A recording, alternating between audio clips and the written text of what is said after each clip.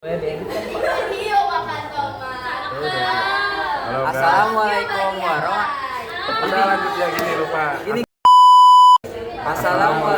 warahmatullahi wabarakatuh. Halo semuanya, selamat datang di video kami. Nah, kami di sini akan berdiskusi tentang suatu topik, yaitu dinamika sosial dan konflik sosial. Sebelum ke konflik sosial, mending sekarang kita telusuri dulu penyebab dari konflik sosial, yaitu dinamika sosial. Nah, gue mau nanya nih ke Tiara, bisa disebutin nggak contoh-contoh dinamika sosial itu apa aja? Bisa. Jadi yang pertama itu perubahan fungsi kepemimpinan, terus yang kedua perubahan tingkah laku antar para anggota kelompok, terus yang ketiga penambahan atau pengurangan anggota kelompok. Nah, terus gue juga mau nanya nih ke Afif, bagaimana dinamika kekuasaan bekerja dalam kelompok sosial? Di dalam kelompok sosial, kekuasaan bisa diutarain lewat distribusi sumber daya, pengambilan keputusan, dan pengaruh sosial. Hal ini juga bisa mengaruhi struktur kelompok.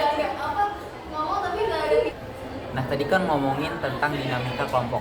Apakah dengan dinamika kelompok pasti akan terjadi konflik kelompok sosial?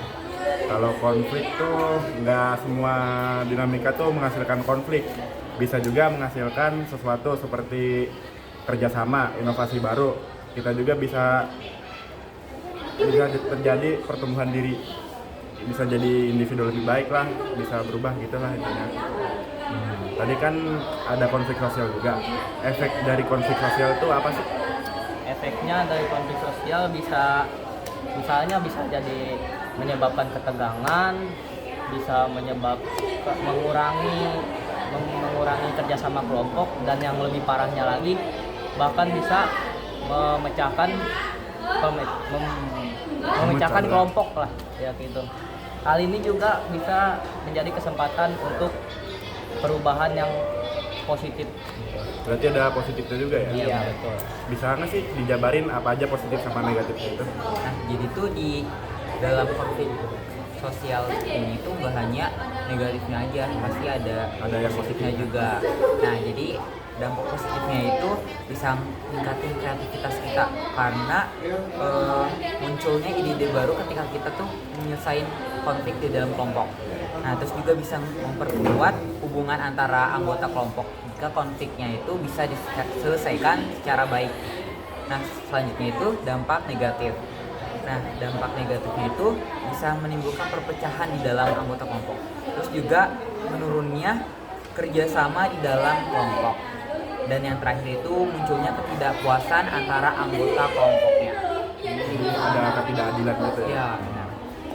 Masih ngomongin soal konflik sosial nih, coba dong Dean, bisa nggak sebutin contoh di dalam kelompok sosial, contoh konflik di dalam kelompok sosial itu apa aja? Contoh konfliknya ya, ada misalkan kalau kan kita dalam kelompok nih, nggak mungkin lah semua orang itu punya satu pendapat yang sama. Jadi pasti ada lah perbedaan pendapat. Terus ada juga persaingan, di mana misalkan dalam persaingan ini ada yang mau jadi ketua gitu, jadi berebut kekuasaan. Ada juga perbedaan nilai, kan kita kelompok ini datangnya tuh dari tempat yang berbeda, nilainya juga pasti nggak sama semua. Ya gitu aja sih. Nah, tadi sempat nyinggung konflik sosial yang sering terjadi, yaitu perbedaan pendapat.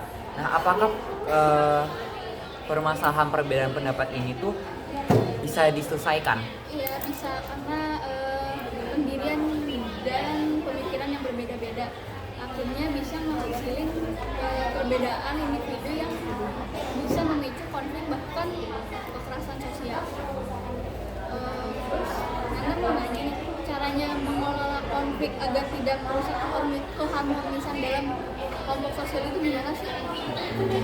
Caranya itu bisa ngedengerin setiap anggota kelompok dan mengungkapkan pendapatnya, terus mencari solusi yang adil dan menguntungkan semua pihak, terus menggunakan pihak ketiga sebagai penengah yang netral, dan yang terakhir itu setiap anggota harus menghargai perbedaan. Nah, kayaknya cukup gak sih diskusi di tentang konflik sosial hari ini. Udah sih, udah masuk. Ya, mantap. Baik, mungkin cukup sekian dari kami yang sudah membahas dan berdiskusi tentang konflik sosial. Terima kasih semuanya yang sudah menonton. Jangan lupa di like dan komen. Jangan lupa di-share juga ya. Ya. Mantap. Assalamualaikum warahmatullahi wabarakatuh. Wabarakatuh. Dadah.